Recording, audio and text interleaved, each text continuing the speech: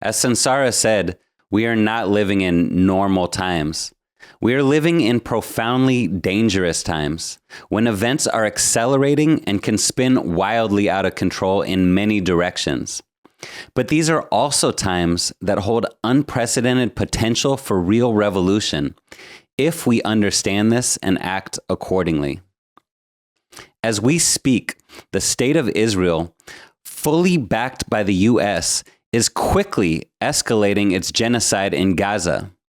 For the past 20 days, they have been laying siege to northern Gaza, starving the population, bombing refugee camps, hospitals, committing massacre after massacre.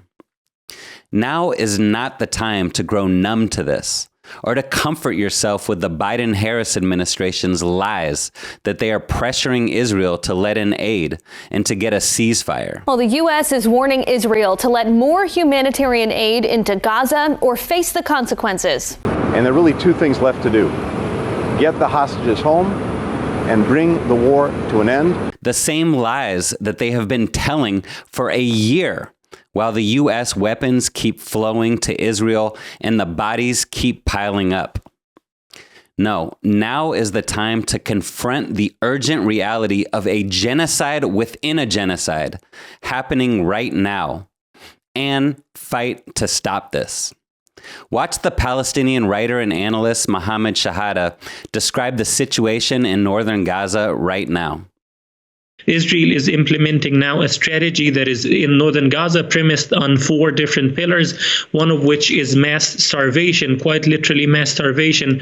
The other one is mass killing and producing mass casualties, wounded people on mass scale. And then the third one is shutting down all hospitals simultaneously so that people with these wounds are destined to die if they don't move south. And the last pillar is the mass expulsion, where you literally see Israel ordering people every day, move south, and then they literally round them up from schools and hospitals and force them to line up on a death march and move to the south. I have friends who lost family members on some of these death marches, where you have to walk for dozens of kilometers under scorching heat or in the cold without any assistance, on foot under constant fire, fully starved with an empty stomach, and some people collapse and die on the way. I've never seen anything like this, but on the other hand, I'm seeing Israeli politicians and media celebrating the footage of these death marches with utmost glee and utmost joy. And for those who are being forced out of northern Gaza, what's the situation in the rest of the Gaza Strip? Once you cross to the southern side, what you will find there is an insanely overcrowded tent city, just tents upon tents upon tents, surrounded by mountains of garbage and pools of sewage water, heavily infested with diseases, no protection against the weather, no protection against the rain, and just left doomed to your own fate, basically surviving off handouts, humanitarian aid that is barely coming in. So people find this as an absolute nightmare. And once you cross to the south, Israel is playing with people in the south like a ping pong, moving them around like chess pieces all the time, moving them from Deir el-Balah to Khan Yunis, and then from Khan Yunis to Mawasi, and then from Mawasi to Khan Yunis again, and back to Nusrat. It's a non-stop nightmare. And this constant instability, this constant uncertainty is one of the worst things you can do to someone that is heavily shell-shocked and traumatized and in pure survival mode. For months now, our website revcom.us has been warning that Israel aims to reduce the Palestinians to such a state that they will no longer pose any problem for Israel, if not literally killing off and or driving out all the Palestinians. Now we are seeing Israel's final solution coming more into focus. Now Israel's main liberal newspaper, Haaretz, has been warning since for many weeks, but yesterday they came and officially said, the editorial board, they said Netanyahu's government is now, quote, paving the way to building settlements in Gaza, building the path or facilitating the path to building Jewish-only settlements in northern Gaza after emptying it completely. So for Gaza's population to be moved moved into an overcrowded, unlivable tent city, pure sand and rubble and the desert, and be shell-shocked all the time and squeezed more and more and more into tinier and tinier places, it is an absolute nightmare. And that's the Israeli strategy. The reason why they adopt these strategies, what they themselves brag about, is that the images of these death marches count as a victory image for Israeli political parties and for the Israeli public, to show that, look, the Palestinian public are being humiliated, are being terrorized, are being collectively punished, and with the sort of excuse that this pressure might at the end lead Gaza to either surrender or face complete demise. Surrender or complete demise. Think about that. These are human beings.